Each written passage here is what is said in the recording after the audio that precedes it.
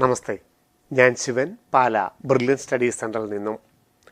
Medical aspirants ആയിട്ടുള്ള മലയാളികൾക്ക് ഓണസമ്മാനവുമായി കേരളത്തിൽ MBBS സീറ്റ് വർധനവ് നിലവിൽ വന്നു. കേരളത്തിലെ എല്ലാ ജില്ലകളിലും ഗവൺമെൻറ് മെഡിക്കൽ കോളേജ് നിലവിൽ വന്നു എന്നുള്ളത് വളരെ ആനന്ദകരവും ആശ്വാസകരവുമാണ്. സാധാരണക്കാരായവർക്ക് ചികിത്സ ഉറപ്പാക്കുന്ന ഗവൺമെൻറ് മെഡിക്കൽ കോളേജുകൾ കേരളത്തിലെ കാസർഗോഡ്, വയനാട് ജില്ലകളിലാണ് പുതിയതായി ഈ അധ്യയന വർഷം തന്നെ ആരംഭിച്ചിരിക്കുന്നത്. MBBSന് 50 സീറ്റുകൾ വീതം 100 സീറ്റുകളുടെ വർധനവാണ് കേരളത്തിൽ നടപ്പാകുന്നത്. കേരളത്തിലെ മെഡിക്കൽ ആസ്പിരൻസ് ആയിട്ടുള്ള ധാരാളം വിദ്യാർത്ഥികൾക്ക് ആശ്വാസകരമായ വാർത്തയുമാണ് ഈ സീറ്റ് വർധനവ്. എന്നാൽ അഖിലേന്ത്യാ അടിസ്ഥാനത്തിൽ 16 ഗവൺമെൻറ് മെഡിക്കൽ കോളേജുകളാണ് ഇപ്പോൾ അംഗീകാരം ലഭിച്ചിരിക്കുന്നത്. 1000-ഓളം MBBS സീറ്റുകളാണ് പുതിയതായി നിലവിൽ വന്നിരിക്കുന്നത്. 23 ഗവൺമെൻറ് മെഡിക്കൽ കോളേജുകൾ നിലവിലുള്ള കോളേജുകളിൽ 1000-ഓളം മറ്റ് ഒരു സീറ്റ് വർധനവും നിലവിൽ വന്നു. അങ്ങനെ 2000 MBBS സീറ്റുകളാണ് ഗവൺമെൻറ് മേഖലയിൽ ഈ അധ്യയന വർഷം തന്നെ നിലവിൽ കൂടിയിരിക്കുന്നത്. ESI മേഖലയിൽ 5 മെഡിക്കൽ കോളേജുകളാണ് പുതിയതായി അനുവദിച്ചിരിക്കുന്നത്. 50 സീറ്റുകൾ വീതം 250 സീറ്റുകളിലേക്കാണ് ഈ അധ്യയന വർഷം കൂടുതലായി പ്രവേശനം ലഭിക്കുന്നത്. നിലവിലുള്ള ESI മെഡിക്കൽ കോളേജുകൾ സീറ്റ് വർധനവ് പ്രാബല്യത്തിലുണ്ട്. അത് ഹൈദരാബാദിലാണ് ഇപ്പോൾ 25 സീറ്റുകൾ വർധനവ് വന്നിരിക്കുന്നത്. നമുക്കറിയാം, മെഡിക്കൽ അലോട്ട്മെൻറ്റ് ഒക്ടോബർ 25 വരെ നീട്ടിവെക്കാനുള്ള പ്രധാന കാരണവും പല ഘട്ടങ്ങളിലായിട്ടാണ് MBBS സീറ്റുകളുടെ വർധനവ് നിലവിൽ വരുന്നത്. നാഷണൽ മെഡിക്കൽ കമ്മീഷൻ വളരെ സ്ട്രിക്റ്റായിട്ട് തന്നെയാണ് ഈ സീറ്റ് വർധനവിനെ നോക്കിക്കാണുന്നത്. അതുകൊണ്ട് പല ഘട്ടങ്ങളിലായിട്ടാണ് ഗവൺമെൻറ് മേഖലയുടെയും സ്വകാര്യ മേഖലയുടെയും സീറ്റ് വർധനവ് നിലവിൽ വരുന്നത്. ഈ അധ്യയന വർഷത്തെ ആദ്യ പടിയായിട്ടാണ് ഈ സീറ്റുകൾ, ഏതാണ്ട് 2000-ഓളം സീറ്റുകൾ ഗവൺമെൻറ് മേഖലയിൽ തന്നെ വർധനവ് വന്നിരിക്കുന്നത്. ഇനി സ്വകാര്യ മേഖലയിലെ സീറ്റ് വർധനവും ഈ ആഴ്ച തന്നെ പ്രാബല്യത്തിൽ വരും. അതിനുശേഷം ഈ മാസം അവസാനവും ഒക്ടോബർ മാസത്തിലുമായി ഒരു ലിസ്റ്റ് കൂടി വരാനുള്ള സാധ്യതയുമുണ്ട്.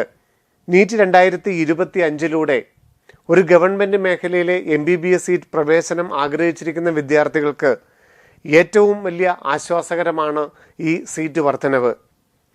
ഈ അക്കാഡമിക് ഇയറിൻ്റെ ആദ്യം തന്നെ ഗവൺമെൻറ് മേഖലയിലും സ്വകാര്യ മേഖലയിലുമായിട്ട് ഏതാണ്ട് 10,000-ഓളം സീറ്റുകൾ വർധനവ് വരുമെന്ന് പ്രതീക്ഷിച്ചിരുന്നത് മറ്റു പല സാങ്കേതിക കാരണങ്ങൾ കൊണ്ട് നാഷണൽ മെഡിക്കൽ കമ്മീഷൻ ഇടയ്ക്ക് തടഞ്ഞു വെക്കുകയും ഈ അധ്യയന വർഷത്തിൽ ആ വർധനവ് ഉണ്ടാവില്ല എന്ന് പറയുകയും ചെയ്തിരുന്നു.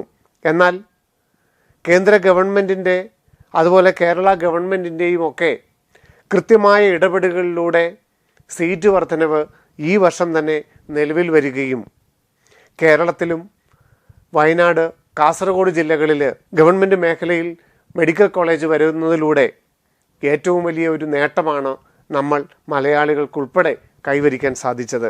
തീർച്ചയായിട്ടും ഗവൺമെൻറ് മേഖലയിൽ സീറ്റുകൾ കൂടുന്നത് ഏതൊരർത്ഥത്തിലും സാധാരണക്കാരായ വയനാട്ടിലെയും കാസർഗോഡിലെയും ഒക്കെ നമ്മുടെ സഹോദരങ്ങൾക്ക് ഏറ്റവും നല്ല ചികിത്സ ഏറ്റവും കുറഞ്ഞ ചെലവിൽ ലഭ്യമാകുമെന്നുള്ള ഏറ്റവും പ്രധാന കാരണമുണ്ട്. കാരണം കാസർഗോഡൊക്കെ നമുക്കറിയാം എൻഡോസൾഫാൻ മേഖലയാണ്, വയനാടാണെങ്കിലും മലയോര മേഖലയാണ്. അപ്പോൾ അവിടുത്തെ സാധാരണക്കാരായ നമ്മുടെ ആൾക്കാർക്ക് ഗവൺമെൻറ് മേഖലയിൽ തന്നെ ഈ ഒരു മെഡിക്കൽ കോളേജ് വരുന്നതോടുകൂടി വളരെ ദൂരെ യാത്ര ചെയ്ത് ചികിത്സ നേടേണ്ട ആ അവസ്ഥയൊക്കെ മാറി ഏറ്റവും നല്ല നിലയിൽ ആ മെഡിക്കൽ കോളേജുകളും പ്രാവർത്തികമാകുമെന്നുള്ളതും നമുക്ക് പ്രതീക്ഷിക്കാം.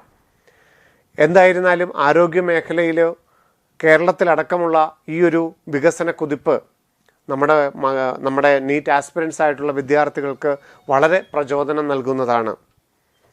ഏറ്റവും നല്ല രീതിയിൽ തന്നെ നീറ്റ് 2025 തയ്യാറെടുക്കുകയും അതിന് ഉദ്ദേശിച്ച ഫലം നേടിയെടുക്കുകയൊക്കെ ചെയ്തിട്ടും ഒരു ഗവൺമെൻറ് മേഖലയുടെ സീറ്റുകൾ അല്പം കുറവായതുകൊണ്ട് നമുക്ക് സ്വകാര്യ മേഖലയിൽ അറിയാം ധാരാളം സീറ്റുകൾ അവൈലബിൾ ആണെങ്കിലും വളരെ ഉയർന്ന ഫീസ് കാരണം സാധാരണക്കാരായ വിദ്യാർത്ഥികൾക്ക് പഠന സൗകര്യത്തിന് ഗവൺമെൻറ് മേഖലയെ തന്നെ ആശ്രയിച്ചേ സാധിക്കുകയുള്ളൂ. അപ്പം കേരളത്തിലും കേരള മെഡിക്കൽ അലോട്ട്മെൻറ്റ് വെച്ചിട്ടും ഓൾ ഇന്ത്യ അലോട്ട്മെൻറ്റ് വെച്ചിട്ടും തീർച്ചയായിട്ടും ഈ സീറ്റ് വർധനവ് മുൻ വർഷങ്ങളിലേക്കായാലും ലാസ്റ്റ് റാങ്കിലൊക്കെ വലിയ മാറ്റം വരാനുള്ള സാധ്യതകളാണ് കാണുന്നത്. ഓൾ ഇന്ത്യ ലെവലിൽ പ്രധാനപ്പെട്ട മെഡിക്കൽ കോളേജുകളിലെല്ലാം തന്നെ സീറ്റ് വർധനവ് നിലവിൽ വരുന്നുണ്ട്. അങ്ങനെ വരുമ്പോൾ അത് കേരളത്തിലെ നമ്മുടെ ഏറ്റവും നീറ്റ് സ്കോർ ഉയർന്ന നമ്മുടെ വിദ്യാർത്ഥികൾക്കും അത് വലിയ ആശ്വാസകരമാവുകയും ചെയ്യും. അപ്പോൾ വരുന്ന mcc.nic.in എന്ന വെബ്സൈറ്റിലൂടെ 4-ാം തീയതി മുതൽ ഓൾ ഇന്ത്യ അലോട്ട്മെൻറ്റ് കൊടുക്കുമ്പോൾ തന്നെ കാസർഗോഡും വയനാടും ഗവൺമെൻറ് മെഡിക്കൽ കോളേജുകൾ അലോട്ട്മെൻറ്റ് ലിസ്റ്റ് ഉൾപ്പെടുമോ എന്നുള്ളത് നമുക്ക് കാണാം. ഇല്ലെങ്കിൽ 3ാമത്തെ അലോട്ട്മെൻറ്റിൽ തീർച്ചയായിട്ടും അത് ഉൾപ്പെടുകയും ചെയ്യും.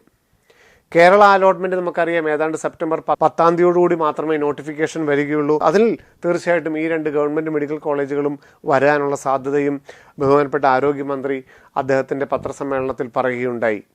2025 ഈ ഓണക്കാലവും ഏറ്റവും സന്തോഷകരമായിട്ട് കടന്നു പോകട്ടെ എന്ന ആശ്വാസവാക്കുകളുമായിട്ട് നീറ്റ് 2025 ആസ്പിരൻസിന് കൂടുതൽ സീറ്റ് വർധനവ് ഇനിയും വരാനുള്ള സാധ്യതയുണ്ട് എന്നുള്ള ഉറപ്പുമായിട്ട് നമുക്ക് വീണ്ടും കാണാം. നന്ദി, നമസ്കാരം. Brilliant Study Center, India's #1 coaching center for NEET and JEE.